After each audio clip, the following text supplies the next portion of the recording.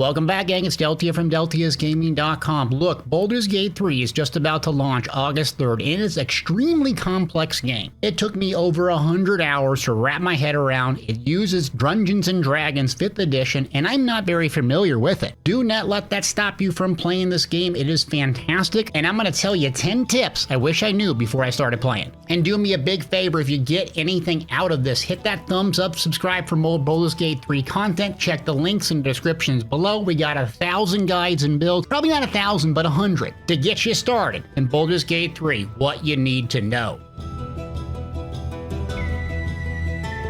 First thing that really screwed me up with Baldur's Gate 3 is the character creator. Now, we're in early access, that's how I'm playing right now, so you can buy the game. I think it came out in 2020, I've been playing ever since. This is going to look a lot different when it launches, but the core mechanics are going to be here, and the top moving left to right. Your origin, race, appearance, class, skills, and ability. It is very confusing, let me break it down for you. This was really hard for me to understand. So first on the origin, the number one thing you need to be aware of is your background.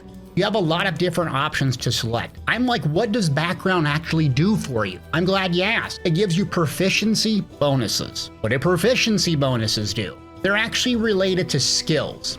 So if you look at proficiency bonuses and skills, these give you something, whether it's in dialogue or it's in overland while you're exploring, a chance to do dice rolls. These skills, all of them, correlate to specific ability score. Ability scores are kind of like stats in Dungeons & Dragons: strength, dexterity, constitution, so on. The three big ones for backgrounds and skills are intelligence, wisdom, and charisma. So, going back to skills, you can look at them. Animal handling. One here, particularly athletics, I have a +4. So anytime I encounter something in the game world that's going to do a dice roll check, it's going to look at my strength and if I have proficiency with athletics specifically. You look at intimidation, it tells you it's a charisma-based skill. So what I'm trying to tell you is this: when you're picking your origin, it will give you a little roleplay-ish feel and vibe and tell you the background of it. But really, for mid-maxing performance, you're looking for something that gives you proficiencies in what your strengths are. Think particularly melee builds, athletics, scales off of strength. The majority of them, charisma, intelligence, and wisdom. So when you're building your team, you're building your companions and your individual character, having a well-balanced team with someone that has high intelligence like a wizard, someone that has high wisdom like a cleric or a druid, or someone that has a lot of charisma like a paladin is really, really good. Along with having a meathead grunt like a barbarian, makes a very well-balanced party, not only for damage, healing, and survivability and mid-maxing your performance, but the storytelling aspects. So some of you counter something like you need perception to find it in the environment, you have someone that can do it. You find some religious bit of story, you have religion your skills. Now before we go on, you are allegedly supposed to be able to respec in this game. I would assume that does not include your race and your class. But if you screw something up, beyond that, you should be able to respec. I can't confirm of making this video, but we know Withers is the NPC that allows you to do it. So be aware of that. So now, long-winded rant about backgrounds, very important. It took me a lot of hours to understand that. Moving on to race. This is another very complex one to understand. Since we're in early access, we don't have all the races that are included. But what you need to know about races is the specific bonus and features that they provide. So according to some YouTubers, you're gonna have a +2 and a +1 for every single race. Can't confirm that, but keep that in mind. That makes the build crafting very, very easy and simple in comparison to actual Dungeons & Dragons rules. Because most of the races have a +2, +1, but there's some that have a +2, +2. We take a look at Dwarf, and we take a look at Shield Dwarf. +2 Constitution, +2 Strength.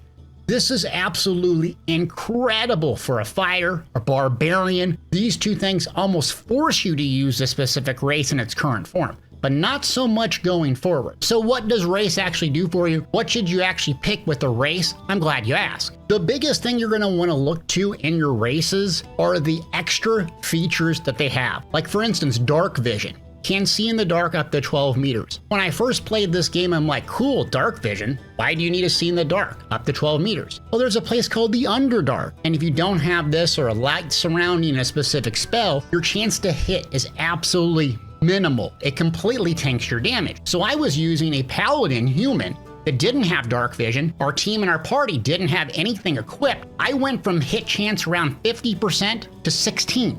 And sometimes 6%, completely negating my character's performance in the Underdark. If you look at the Tiefling here, is another really interesting one. Hellish Resistance. Your blood protects you from flame. This gives you flame resistance. So when you're looking at early access here when the game launches, it's not so much your stats that are going to be so important, assuming the +2/+1 thing actually comes true. It's the additional features and flavors. We don't have Half-Orc here listed, but that's an extremely powerful one. We're also going to get Dragonborn as well, and I have a full list on my website, link in the description below, and we will update it when it's launching. And also pick something that you want to have fun with. Remember, this is an RPG, and it will be a bit more forgiving than the early access version of Baldur's Gate. A race is very, very important, not only for your abilities and your stats, but those extra features. And now we get to the classes.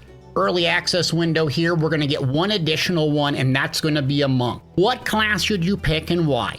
There's a gazillion YouTubers already at 1,000 videos on this, so I'm gonna do the too long didn't read version of this. The number one most simple and most effective for D&D beginning players is the fighter, bar none. The reason why the fighter is so great: you get access to basically all the armor and all the weapons you could want. So if you want to wear heavy armor, you can. If you want to use a different type of bow or sword and shield or a 2H, you can. Very, very flexible. It doesn't have any spell casting, so you don't have to have this complex knowledge of spell preparation, sorcery points, meta magic, nothing. It has second wind right away, so you have a self-heal. Pretty early on, you get action surge, which you get additional action to spend, making it extremely strong out the gate. Level 4, you can pick a feat up like Great Weapon Master, a little bit more advanced, but allows you to do an extra attack with your bonus action when you kill a target. More attacks, more actions, equals a very strong class for the average player. Speaking of more attacks and more actions, at level 5, you get multi-attack. The fighter is meathead, high HP, super easy to play. You can't screw it up, even me. So I'd pick that if you're a novice and you want to lead from the front in your main character. There's a gazillion spellcasters and people love spellcasting. I prefer the sorcerer. I think objectively the sorcerer is very, very strong and not the strongest spellcaster. What the easiest and most effective one is the wizard. The reason why is the wizard can learn the most amount of spells in the game, and you can swap them very easily in prepared spells before you jump into combat. So you have the access to the entire spell range to tinker, experiment, and really optimize and min-max your build and your performance and just have fun. And it's not that complex. Be warned though, the wizard does take some heating up to get really powerful. At level 4 and 5, you really start feeling it, but the very first few levels, you're like, why am I playing a wizard again?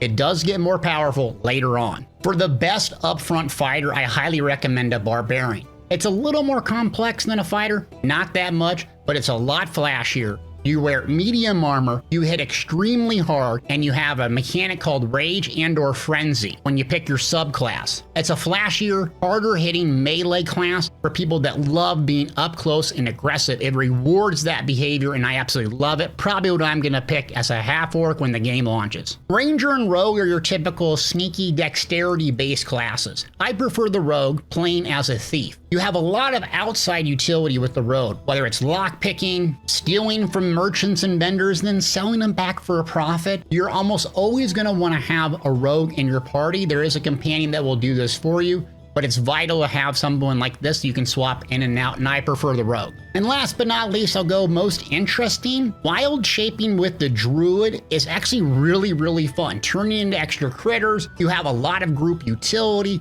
you can speak with animals. It just looks and feels very unique in RPGs, being able to have that mechanic. So if you want something really interesting and fun, pick up a druid. And last but not least, the cleric is a really good support class if you're into support class, but I highly recommend not picking this as your main character.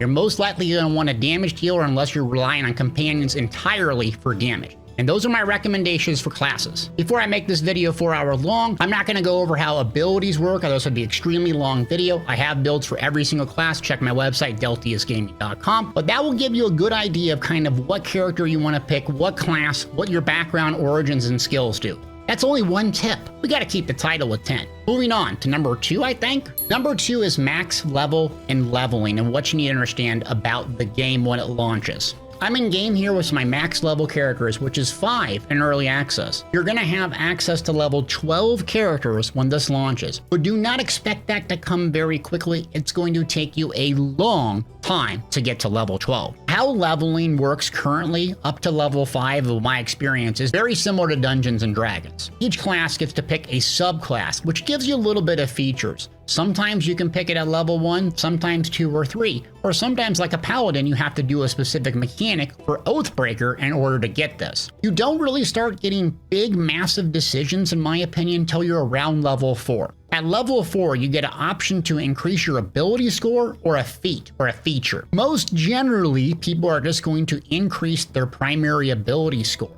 Feats and or features can be extraordinarily powerful. One that I particularly like on my melee builds is called Great Weapon Master. Great Weapon Master, 2 specific things that it does for you. Toggleable feature. When attacking with a heavy weapon, your proficiency with attack rolls takes a -5, but their damage is increased by 10%. You can actually toggle this on and off when you want via the UI passive. So if I toggle it on, I get a much less chance to hit, but when I hit like a jackhammer.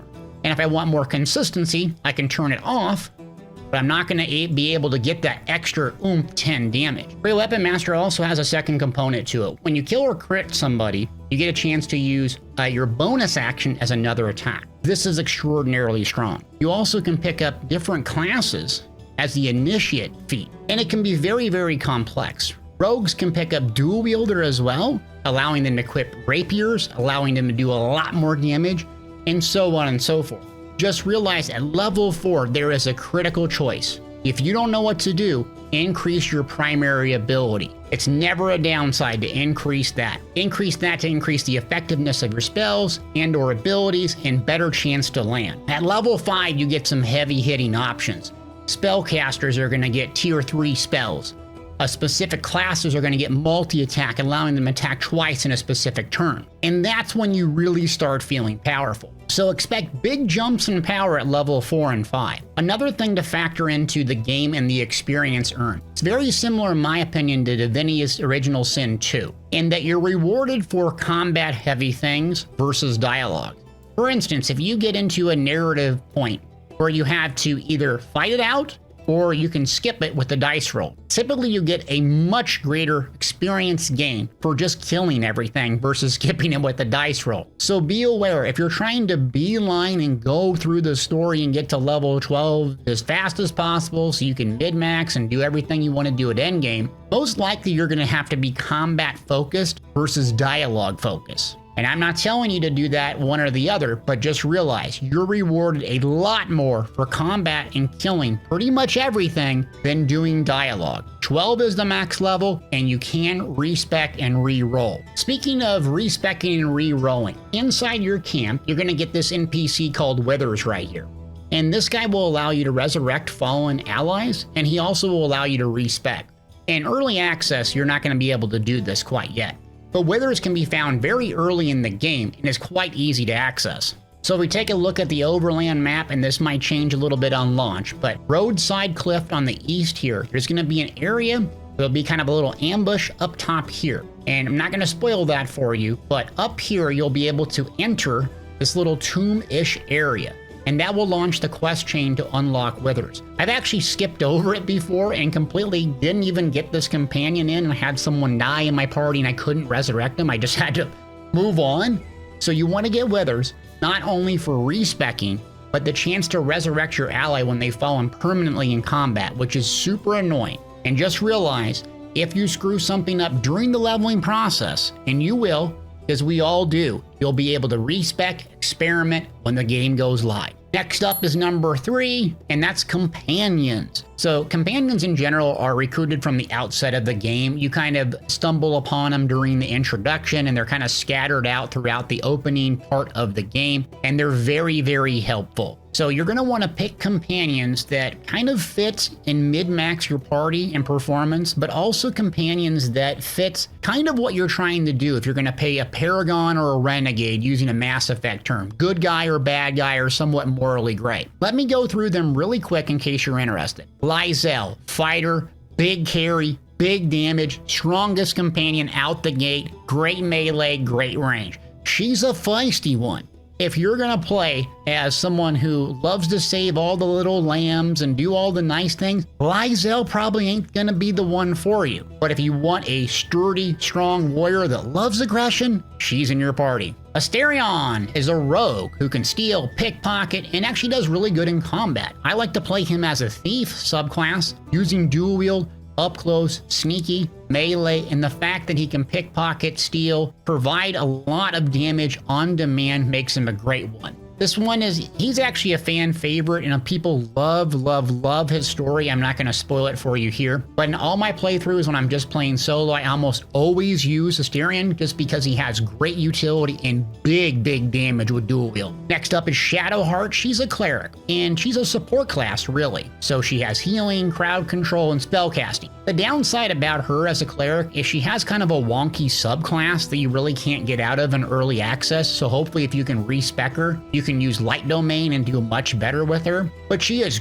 great for support. Again, healing, crowd control, and actually doing some decent range damage. She's almost a must-have in all my parties. She also has something super helpful early out the gate, which is called Guidance. This spell in particular will boost dialogue and speech checks. So as long as you have her in your party, you're able just to click that and get a much greater chance to pass those annoying dialogue and speed checks when you don't have any other way around it. Now we have Gale, who's up next. He's a wizard range spellcaster. He starts off just slow as molasses and has a really annoying part of his quest chain, which I will let you discover for yourself. In fact, he is one of my least favorite companions. He's also a human, so his stats and abilities and everything else is definitely not mid-max. Wizards are very strong in general, but without the mid-max race and abilities and all that, he just comes in pretty lackluster. But you do need a ranged spellcaster in most parties, so I usually pick him up and deal with his annoying side quest. Next up is Whale. He's a warlock and is pretty limited during the game because warlocks in general don't have much spellcasting options.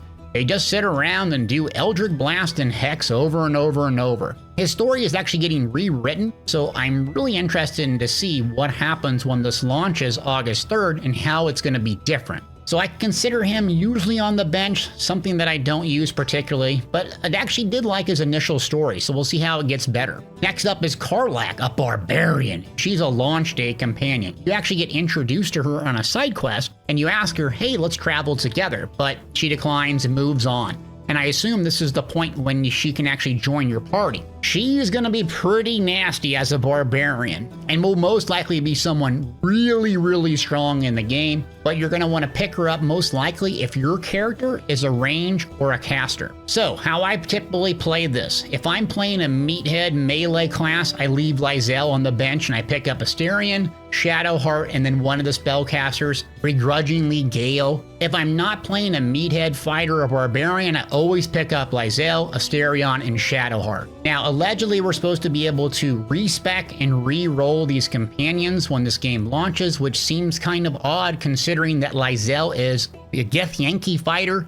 Putting Lysel as a bard would not necessarily be a good fit, so we may be able to play around with their individual classes, abilities, subclasses, and so on. But as it is right now, those are what I think is best. Okay, now we're going to get into combat, the meat and potatoes, if you will. This was the biggest and most difficult thing for me to understand as a combat, and I know it does a tutorial, but I can barely read. That's why I'm a streamer and a YouTuber. So it's all about actions and bonus actions. And when I say actions, kind of going back to the Dungeons and Dragons thing, you have a very simple UI element down here in the bottom middle of your screen. You put your mouse over, it says actions, it says bonus actions, and this is a superiority die. That's actually a fighter-based mechanic, so disregard that, but these two every class has. When you put your mouse over all these little bars here, which are malleable and you can kind of change them around, put them where you want, move this around, you don't even know that at the beginning. It'll tell you, does it use an action or does it use a bonus action? In general, your entire goal is to use both your action and your bonus action effectively. So actions are typically attacks. Bonus actions can be attacks, sometimes they're spells, and also they can be items and consumables like potions. So in general, you save a juicy attack for something like this. Boom, I'm sorry, friend. I have multi-attack since I'm level 5, so I can attack again. And now you see that I'm out of my actions. My turn will essentially be over since I don't have an action, but I still have a bonus action. So as a fighter, I have an ability to do a pommel strike. I have ability to self-heal. I have my items and everything else. I can also hide, shove, dip, or jump. Dip means putting your sword into something that's on fire so you can do a little bit more damage. So an optimal turn would be to do my attack and then, boop, do a bash.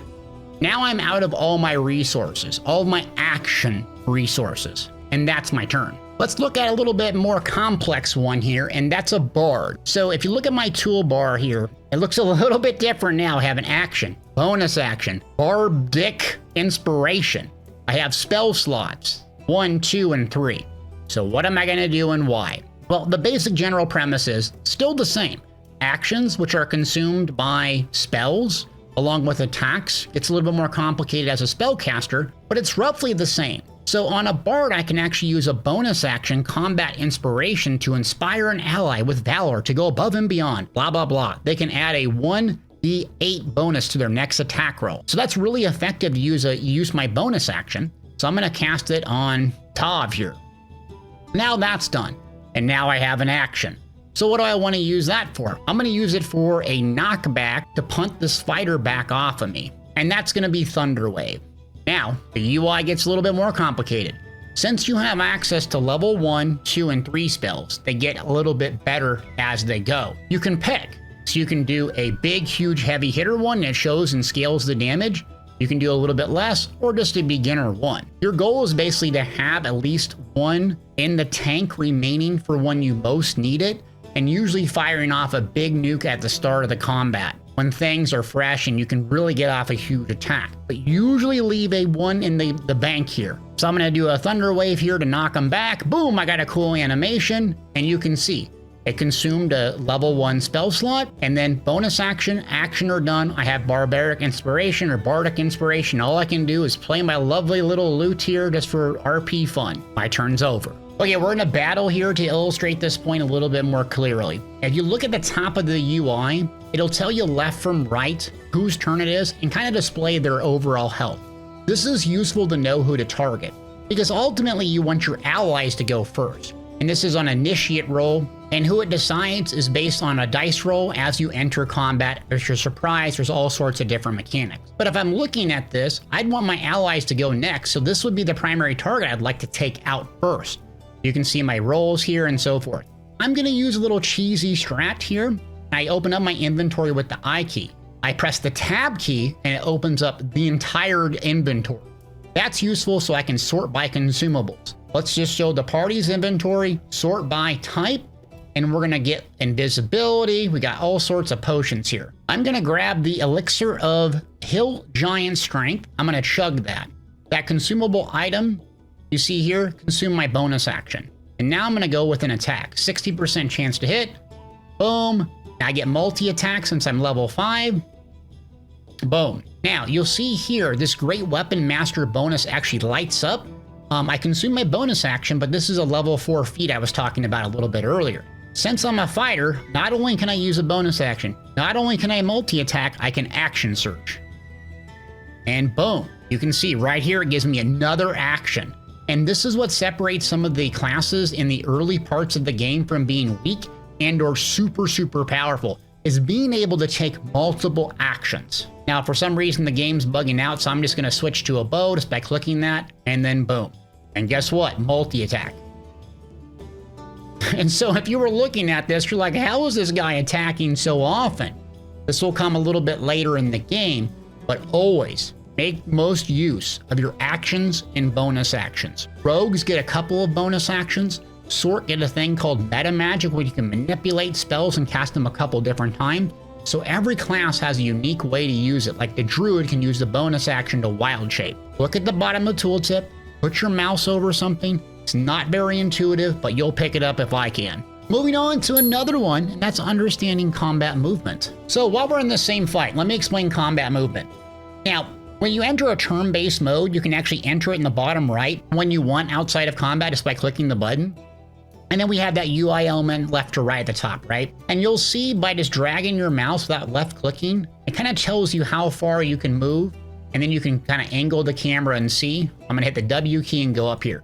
So I want to attack this guy. You can see it's going to default to range. I can click my button for my melee, and it can show me I can get there or whatever I want to do.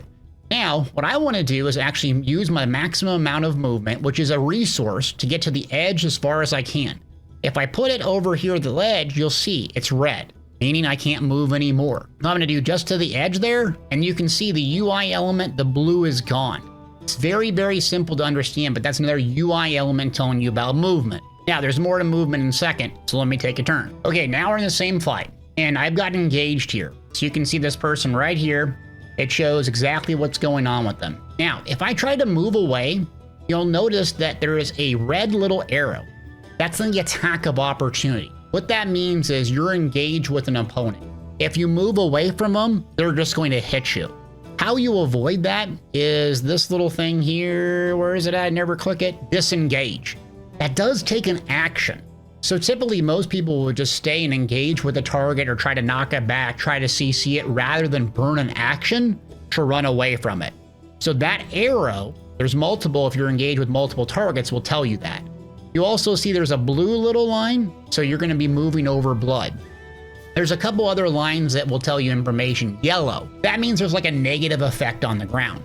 Red, you're out of movement. The red arrow, like we just talked about, you're going to take an attack of opportunity. You don't want to do that. So I'm going to barbarian. I'm going to do barbarian things. Hit frenzy here. Brrr, make sound effects. I'm just going to do a reckless attack. Boom. I get to do it again. And I almost got him. My turn's over. So I'll just show you for an example. If I wanted to run away and say, hey, I'm just going to leave and see what happens. And then boom. Do not take these attacks. It is hard to see if you're clearly zoomed out here, so sometimes before you move, you want to do that. Next up, we have a dead player over here who died. Let me go check. Oh, good old Tav, looks like. So you see old Tav's dead, and the user interface has basically like dice roll checks. So you'll see like when it comes their turn, they can roll to see if they're like going to be permanently dead, or you can res or revive them. So you actually have a lot of ways to res and or revive this individual. Number one, you can throw a potion at them, and that will res them. Its path is blocked, because of course it is. So you can throw that, and assuming they weren't in lava, that will resurrect them. You can also hit the healing command and res them as well, this way, assuming they're not in lava. And then last but not least, you can use the help function. The help function takes an action. So you have to be really, really careful not to burn your action. Or you can throw a potion as well. Now, this here healing word from the bard actually costs a bonus action. So you can heal someone up and then also cast another action-based heal to give them a lot more HP than using help when they pop up with 1 health and they're probably going to die. If your character dies permanently, go to Withers in your camp. We talked about that earlier in the video, and it can resurrect them. You can also find resurrecting scrolls. I searched Google for hours and hours and hours, maybe like more like 30 seconds, to figure out how to res a down ally because I just could not figure out the interface. So potion, heal, help action, go to Withers and res them if they're completely dead. So always use the environment to aid your offensive and defensive potential. Like one example here I'm going to try to do is shove. So you see you can put the mouse over it. It actually takes a bonus action, not an action. You can knock someone back. I think it's dependent on your strength. So I'm using a bard, obviously not the best example, and it's 50%. And I didn't push him out that far, not into the lava. But you essentially could. Another thing you can do to use the environment as well is use different spells that put things on the ground, specifically like grease. So grease, not related to grease lightning, will put a massive AoE on the ground like this. So it causes prone and also it lights on fire if there's flame effects. This applies to water and lightning. Frost or ice is really, really good because it will knock people in prone. So if they're prone, knocked down, and take burning damage, you're doing 2 birds with 1 stone. Just realize if your characters are in here, you'll get fried as well. The other thing to think about when using attacks and environment is verticality.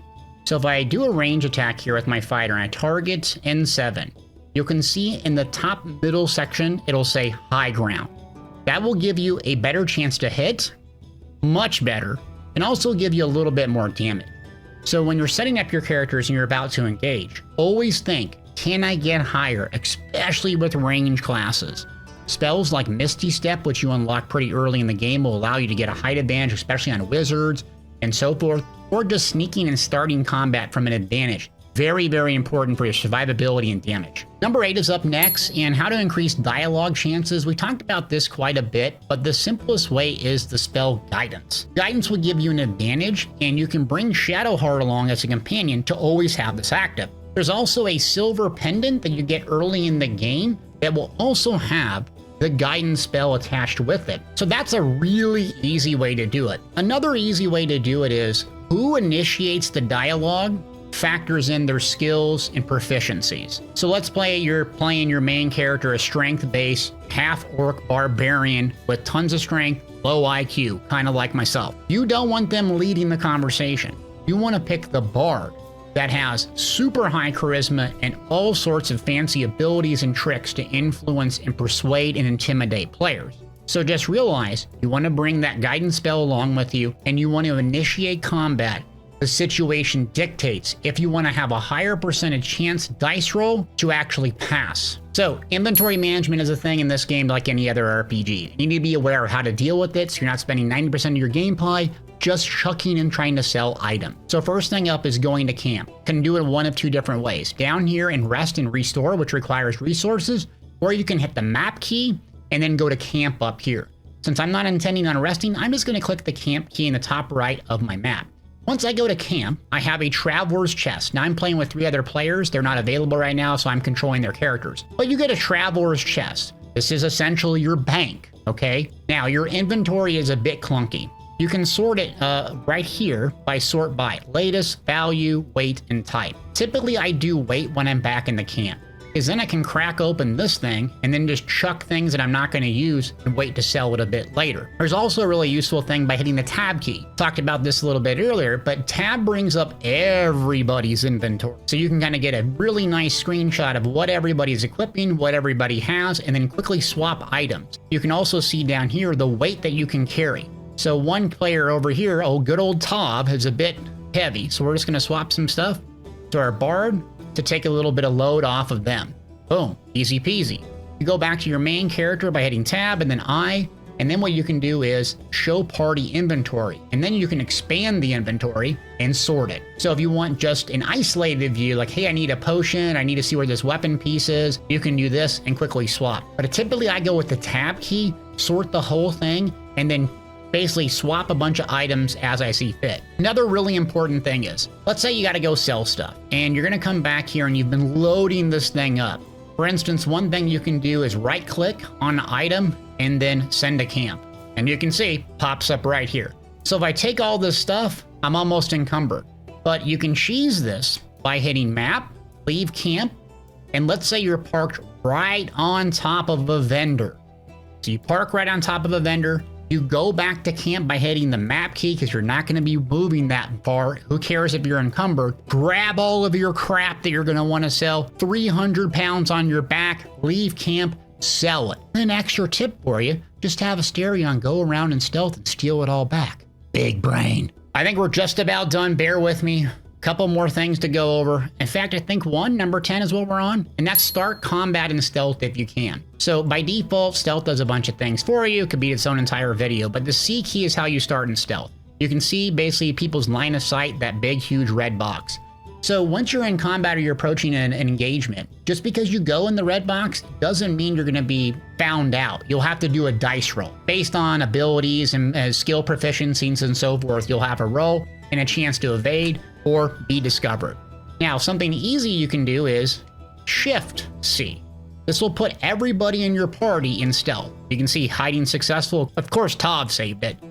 Now, you'll also see that the party screen here, you'll have different little options of sorting your group members. So right now, we're all broken apart on the chain. You can reorganize and attach them. So when they're attached, they'll move with all of your leader that you want to move. But you can actually give them independent actions. You can go break this guy out and 7 over here, have them go jump up. Us 3 are going to go down here.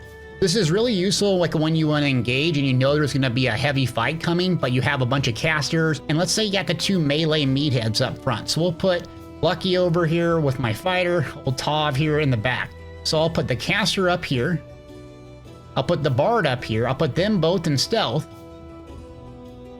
and then I'll initiate combat, or the dialogue that will probably initiate combat with the 2 melee fighters. Then, if you watched the video and didn't skip ahead with timestamps, you can get huge advantage being clear up here, shooting from a vantage, from the high ground, especially in hiding if you're using a row. So, when in doubt, start every encounter from stealth. Well, gang, that's a video, not a quick one, on Baldur's Gate 3 10 tips. I think I gave you 100, but this is YouTube, so you need clickbait titles that say 10 and everyone clicks on it with the big, huge thumbnail. So I get it. But anyways, you got something out of this, make sure to like and subscribe. Check the links in the description below where I'll have tons and tons of builds and guides for Baldur's Gate 3. Absolutely love the game. Complete masterpiece. I'm streaming on twitch.tv/Deltiasgaming. My mom claims I'm the best streamer alive. Thanks for watching.